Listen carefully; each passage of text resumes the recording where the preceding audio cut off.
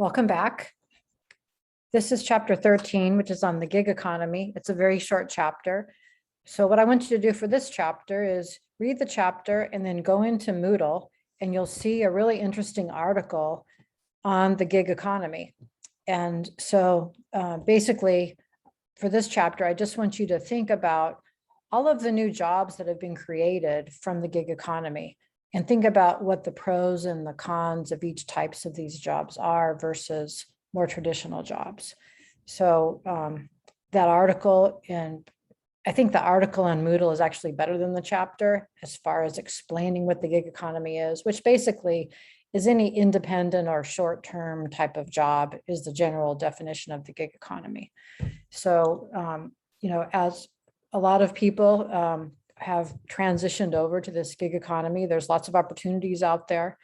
And just think about what are some examples of the jobs in the gig economy, and what are the pros and cons. So and also think about what jobs have cropped up as a result of what we call creative destruction. Remember, in chapter 2 we talked about creative destruction, where basically certain business models, certain businesses go by the wayside, and that because of the emergence of other businesses. So if you can think of, we still have taxi cabs, but taxis certainly don't have the power that they used to have, or the market share that they used to have, because of Uber and Lyft. So there's a gig economy job right there, so Uber and Lyft.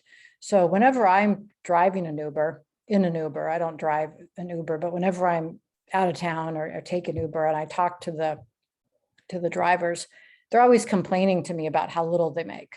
For example, in New Orleans, they have told me that they make a ton of money when there's events,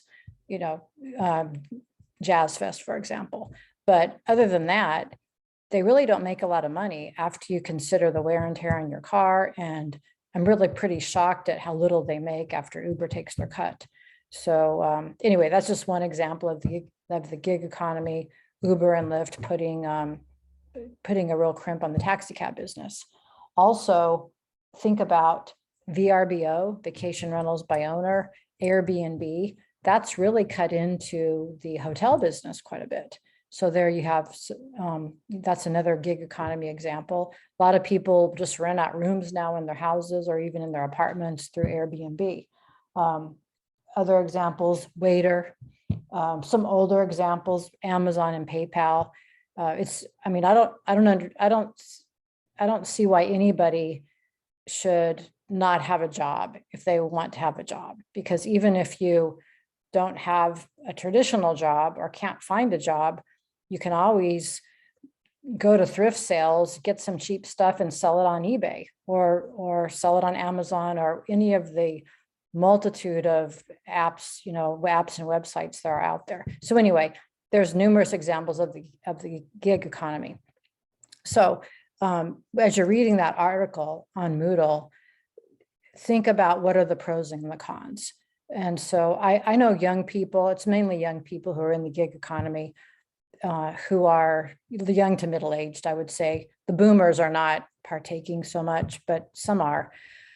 Some are making a lot of money.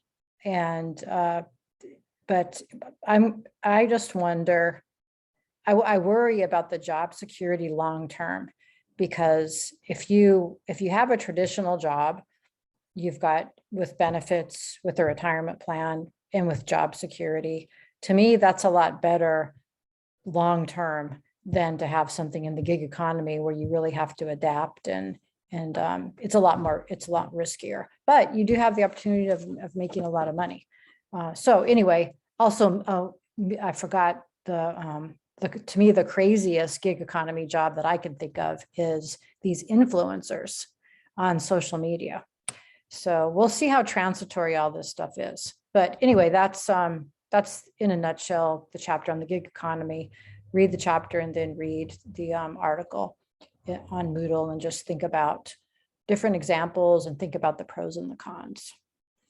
All right, and I will post this to YouTube, and I'll see you next time when we discuss chapter 14.